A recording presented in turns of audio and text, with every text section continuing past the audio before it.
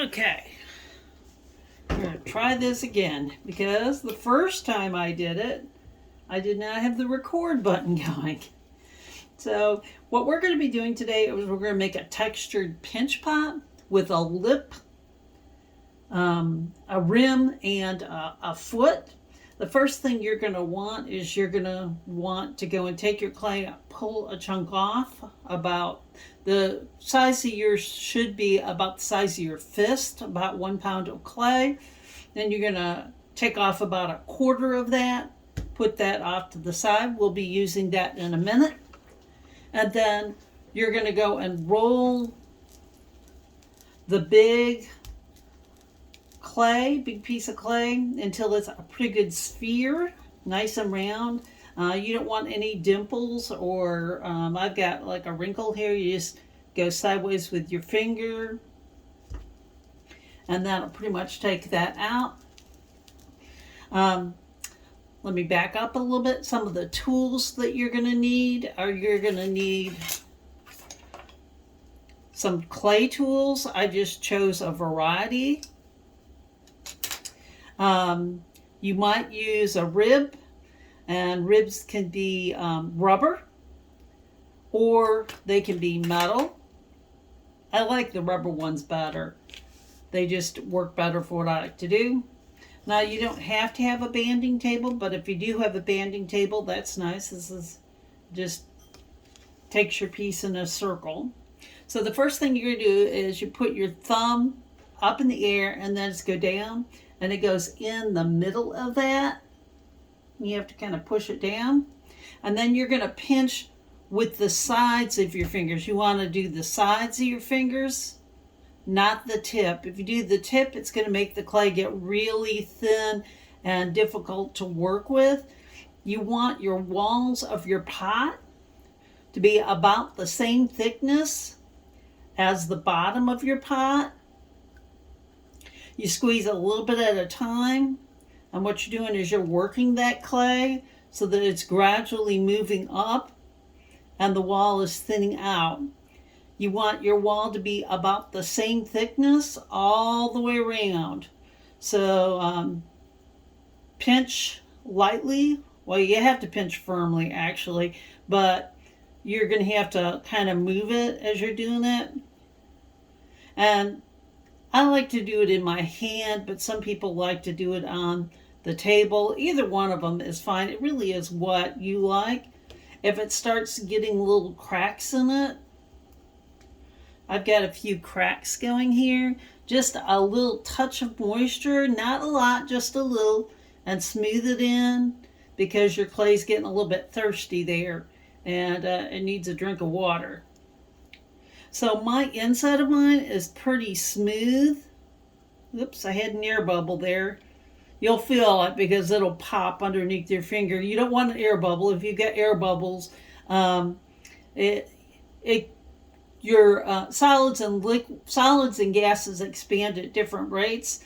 So if you've got an air bubble trapped in the wall of your pot, it could well explode in the kiln when I'm firing it. For sure it'll explode if there's any moisture at all in there. So you can, mine looks pretty good, but if you wanted to and you had a rib, and the ribs come in different colors.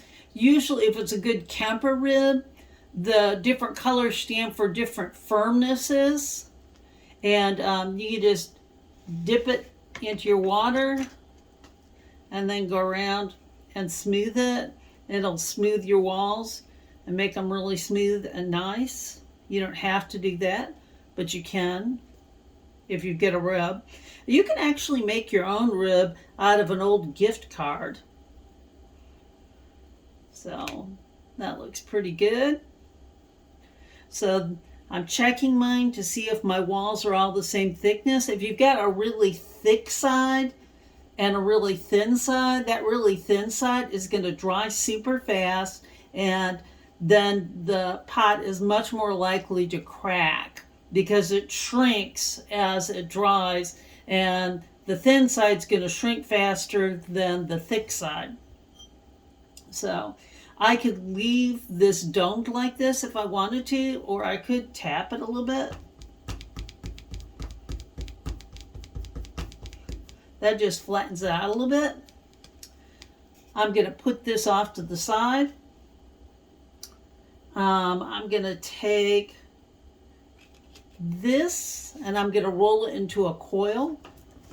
When you're rolling a coil, you want to go from the tip of the finger to the palm of your hand. You want to really do a long stroke, and you could go and do a twist like that. That'll keep it from going flat.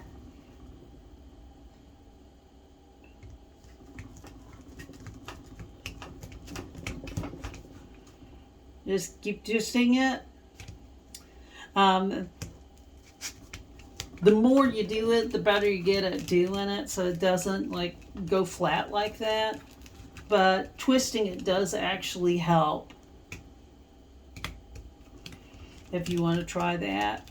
Now I need this to go all the way around the rim here, and then I need to have a piece for here. So I'm going to have to roll this pretty thin.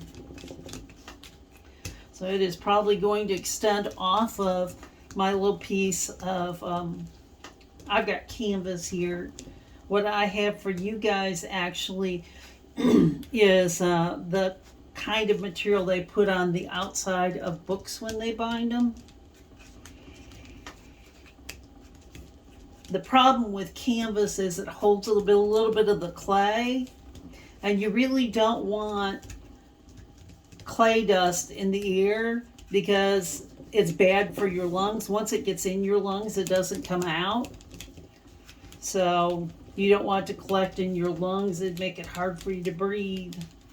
That's why you want to keep things pretty clean. Now, generally I don't have any problems, and I've been doing clay for a long time, but I do like to keep my area clean, and I would encourage you to keep your area clean as well. Now you do want your coil to be the same thickness all the way down. I've got a thin spot right here, so I'm just going to take it, push it together like that, give it a little roll. Now I'm going to check and see if it fits around my pot.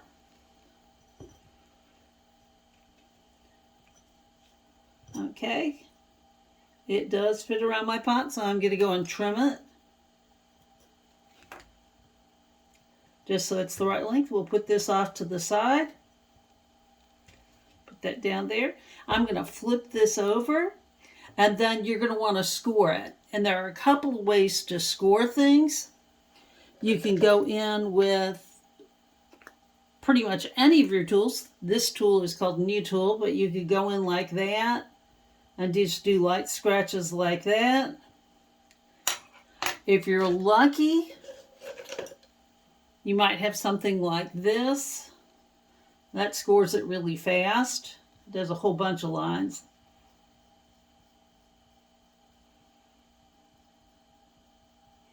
Okay, so you score it.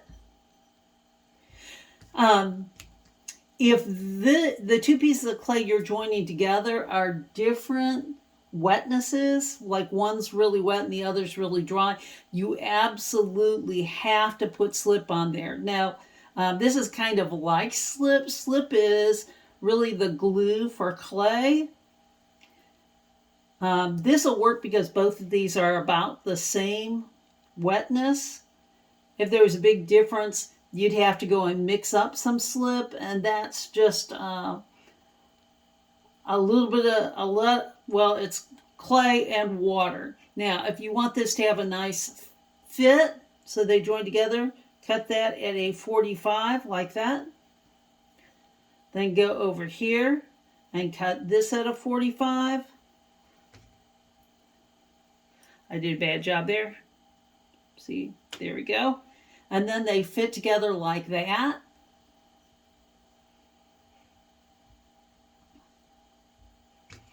Put your clay together. You want to keep your clay in as big a chunk of clay as you can, because the smaller it is, the faster it dries out. And it's just easier to work with moisture clay than it is when it's real dry. Choosing which tool to use to do what thing is just kind of a matter of experience. I tend to like this one.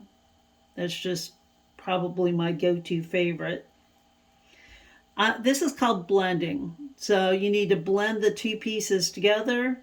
If you don't score, slip, and blend, when it dries, things are going to fall off. And if it falls off, it's much more complicated to get it back on. Now, if I wanted to leave that line in there, I could, but I don't like that ridge.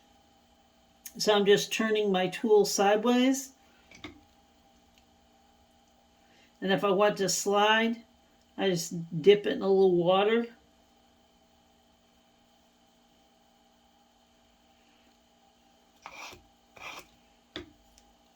You don't want to leave your tool sitting in water. The wooden ones, plastic ones, it's probably not a problem.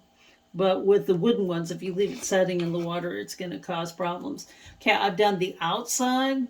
Now I'm going to have to repeat this process for the inside. Oops, my tool slipped and I had a runaway line. I don't know if you guys can see that or not. Probably not.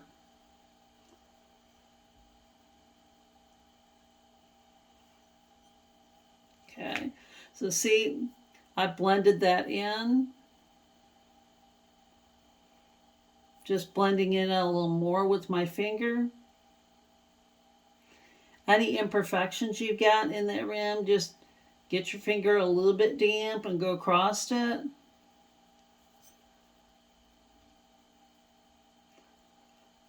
I don't want that sharp rim between the sharp edge between the rim and the body of the pot. So that's why I'm smoothing this out. And you could blend it so the line completely disappears, like I did there.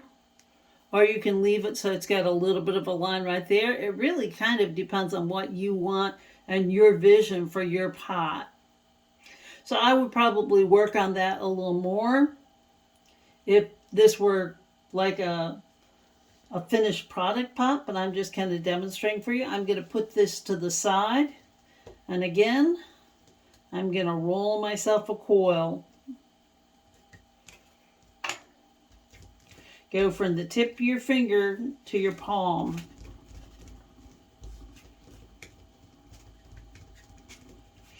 Mine's a little thinner down here than it is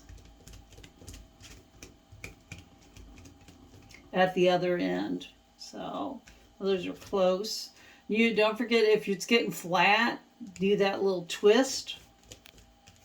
And that rounds it right back out. I'm going to look and see if this is the right size for my foot. So I'm going to do a foot. There we go. So for this, I'm going to go and cut it again at a 45-degree angle. Then I'm going to leave this. Well, I'll lay that on there. I'm going to mark where, you can use a toothpick instead of a needle tool too. You just kind of go with what you've got. So I've got a needle tool, so I used it. So then I'm going to go in with my scoring. You need to score. So I'm going to score.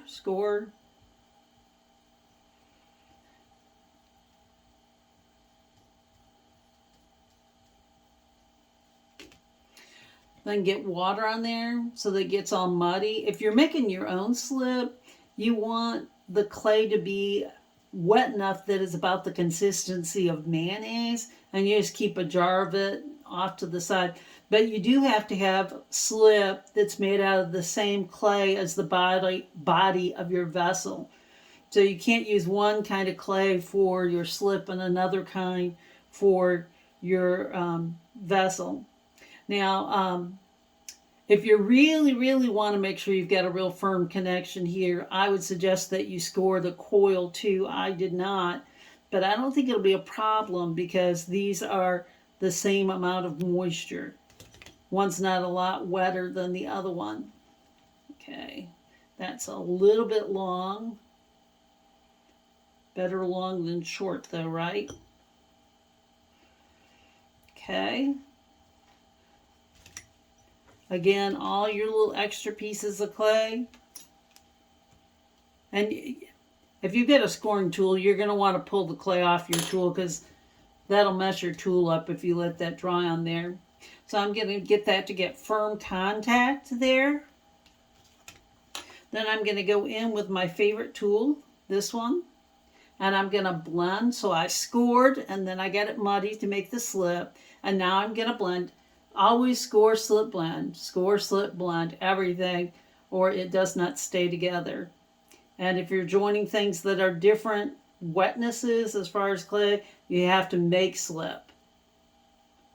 So if you've got something that's leather hard and you're joining it to something that is fresh out of the bag, then you need to make slip so those two bodies will hold together.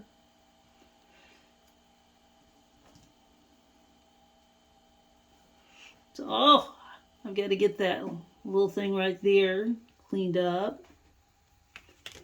I'm going to go around in it to make it a little smoother.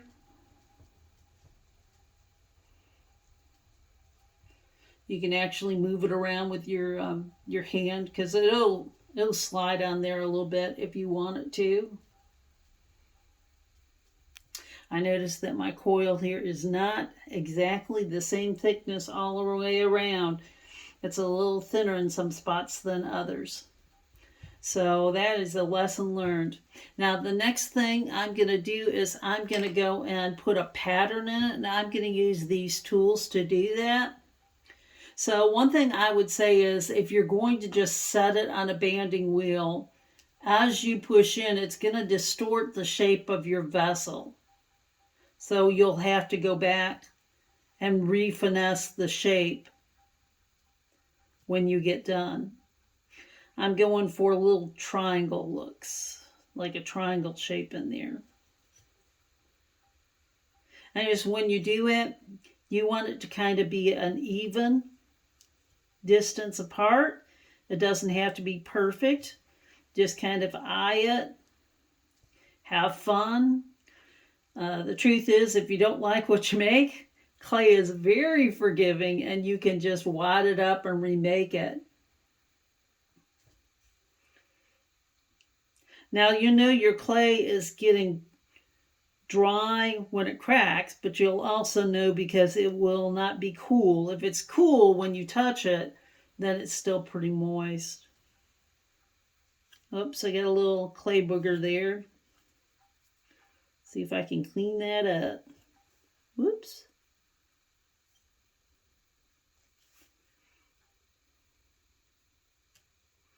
You can slide it down out of there too. Sometimes it's easier if you slide it. And I get one more. Okay, now I'm going to use a different tool.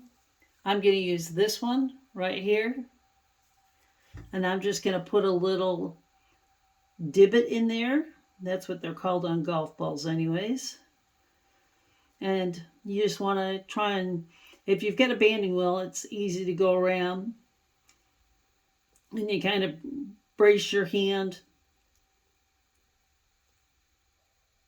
in one spot.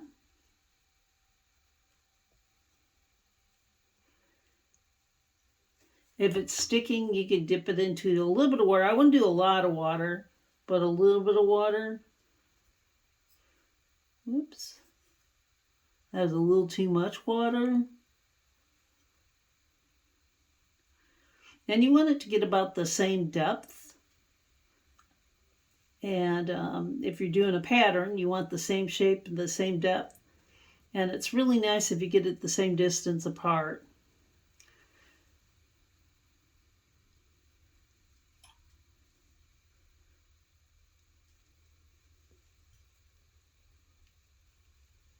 I'm almost done.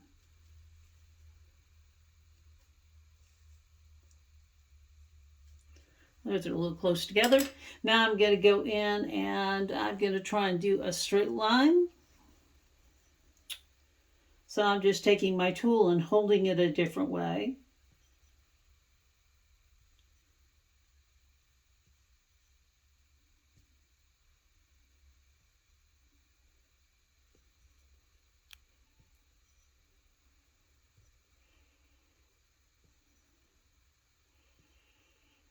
And like I said, if you don't like the way your pot turns out the first time, if you want to go and check and see what a texture looks like, I would do it on a scrap piece of clay off here to the side just to see what mark the tool makes when you hold it that way.